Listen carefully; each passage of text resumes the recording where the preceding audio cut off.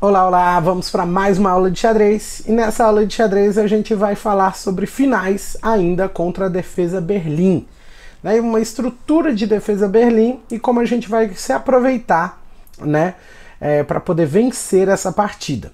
A estrutura que a gente vai analisar hoje é novamente com os peões de mesma cor, e a gente tem um peão passado aí, então a gente vai conseguir vencer essa partida, correto?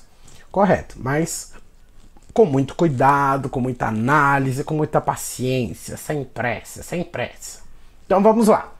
Qual é a primeira jogada que você faria agora com as peças brancas para já dar continuidade, né, pensar nas ideias para esse final de jogo, para esse último ataque antes da nossa vitória?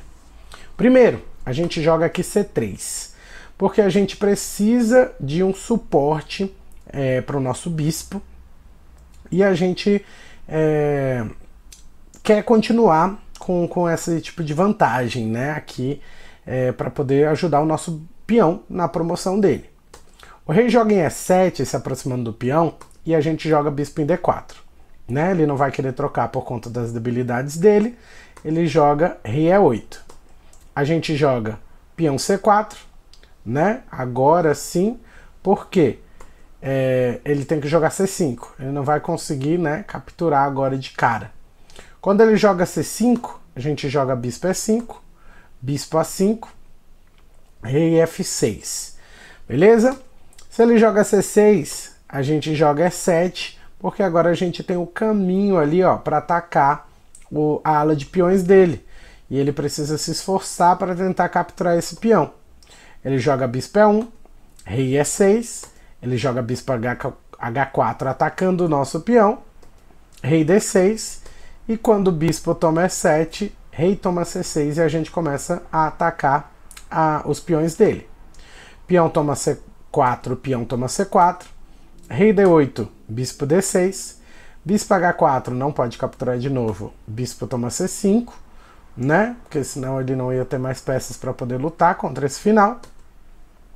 Rei C8, rei B6, A5, rei toma A5, rei B7, rei B5, bispo G3, A4, rei A8, bispo E3, liberando o caminho do peão, bispo D6, bispo D2, porque a ideia é tanto o avanço do peão quanto depois trazer o bispo. Ó. Primeiro ele pode vir para B4, depois ele pode vir para 5, depois ele pode vir para B6 e o outro peão também pode avançar.